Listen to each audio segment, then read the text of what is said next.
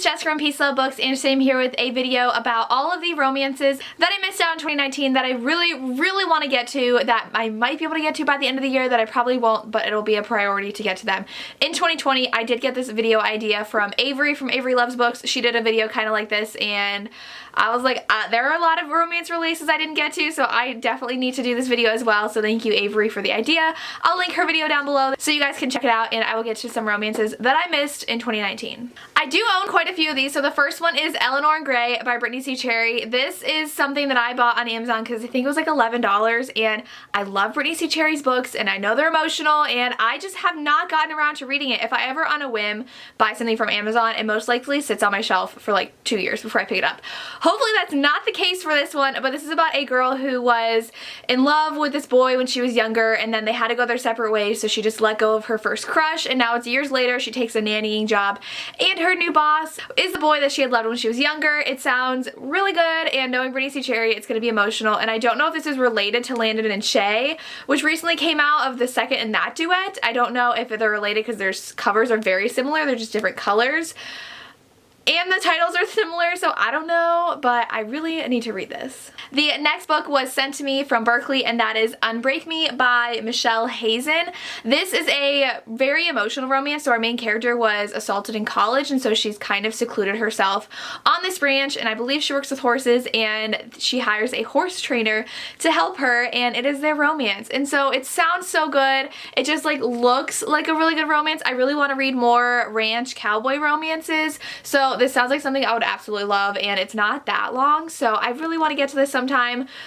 If not in December, then definitely in January. The next book is from an indie author, and that is Work For It by Talia Hobart. This is actually an MM romance, and it is something that I really wanted to read ever since I saw the cover. And now that I've read a Talia Hobart book, I read Get a Life, Chloe Brown, I want to read everything she's written. This one's about a guy who's an outcast in his town, and this other guy comes in from the city, and he's all like gorgeous and put together and rich, and they have a moment together. Don't know if I'd classify it as a one-night stand, I don't know. But then he shows up at his work and like treats him like dirt, and I don't know how it's gonna go from there. I'm pretty sure it's probably like something where they don't want to acknowledge that they like each other, and kind of angsty enemies to lovers romance. I don't know, and I haven't seen a lot of people read this book, but I really want to, so hopefully I can get to it soon, if not next year. The next one is Hold On to Hope by A.L. Jackson. This one is a friends to lovers kind of second chance, and so they were always there for each other. I don't know how old they are in this book, but the synopsis says they were always there for each other, but when she needed him the most, he walked away. And now we are at 3 years later when they are reconnected and give romance a shot, I guess, or end up falling for each other. I don't know. I really like A.L. Jackson's books, and this cover is just gorgeous, so I really need to pick this up soon, and I'm really mad that I didn't pick it up yet in 2019. The next book I was sent from the publisher, and that is Royal Holiday by Jasmine Guillory. This is book 4 in her wedding series, and I have an issue with Jasmine Guillory's writing. I love the wedding date, and then they slowly decrease in enjoyment, and so I thought that the proposal was decent, but I really did not like the wedding party, and so I'm hesitant to pick up a new book, especially because right when this came out, I read The Wedding Party, and this was released super fast after that as well. They kind of just like pushed them all out, and this is actually hardback, which is awesome for a romance from Berkeley. But this is a royal romance with the mother of one of the main characters in her previous 3 books. I don't remember which character it was, but elderly romance, so I think they're in their 50s, which is not typically on the scene in Berkeley's romances. So she, I believe, goes to the royal palace and falls for someone who works there, so I don't know. It sounds fun, but like I said, I am hesitant to read more from Jasmine Guillory. There was all this drama regarding her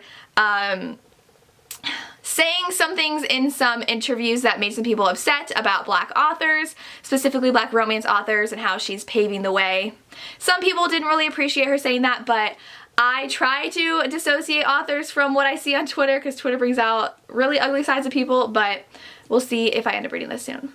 The next one is another indie published romance that I probably will definitely get to this month because I have to read it and I'm so mad I haven't read it yet, and that is The Rebel King by Kennedy Ryan. This one is book 2 in the Duet. I read The Kingmaker, absolutely loved it, read it for Ravished by Romance Book Club that I run with Lacey and Sarah in November, and it's so good. And I actually got an arc of the first one and never submitted my links to my reviews, so they didn't give me a second arc, so that's fine. But this one is about a girl and a guy who meet when she's too young and they come from really opposite worlds, and then they meet again later on, but he's hiding a secret, and then they meet again and he wants to win her back. So yeah, it's a very complicated relationship, and there's definitely a cliffhanger at the end of book 1, and I'm dying to read book 2 and to see how they actually end up together because, I mean, it's a romance. Typically the couple ends up together, so I'm interested to see how that's going to work out and how she's going to go back to normal life after what happened at the end of book 1. So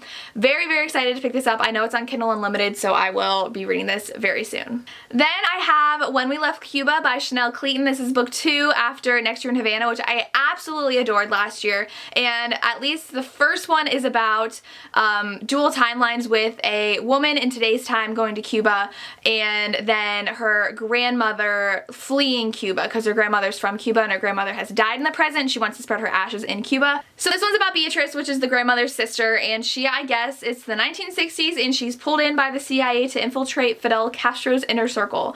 I don't know if there's dual timelines in this one, but I really am interested in historical fiction lately. I read The Nightingale recently and I loved it, and I love Next Year in Havana, so I think I'll really love this book. The next is actually a duet, and that is Written with Regret by Ali Martinez. I know a lot of people have read this. My dad actually ended up reading it because he had Kindle Unlimited and he was just reading some romances and he really liked it.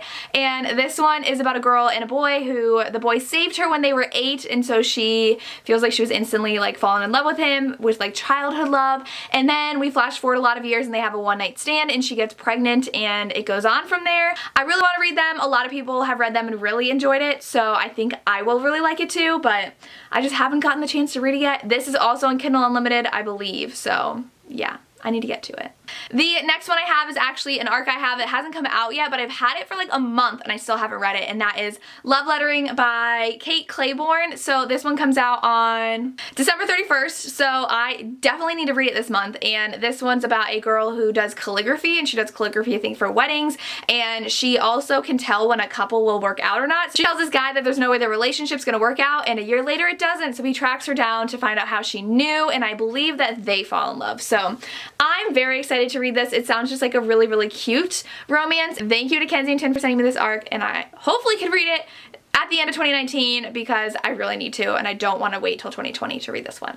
And the last one I have is War by Laura Thalassa. This one you guys have heard me talk about a lot. I am like 30% of the way into it. I need to finish it, and I just like got sidetracked by all these other ebooks I was reading. This one's on KU, and it is the second book in the series, and it is like the 4 horsemen at the end of the apocalypse. So we had Pestilence in book 1. War obviously is war coming through and demolishing like the world, and he falls in love, and yeah, that's really all I can tell you. And obviously like they end up seeing humanity through these women, and so I don't know how it's gonna end up, but I really need to finish it because I have started it in like what, October, and it's December. So I'm way behind on this. And those are some romances from 2019 that I have not finished yet, that I did not even pick up yet, that I really need to. Let me know down below if you've read any of these and if you really like them, or if there are some romances from this year that released that you really want to get to but haven't yet. I'd love to hear. As always, thank you so much for watching and have a good day. Bye.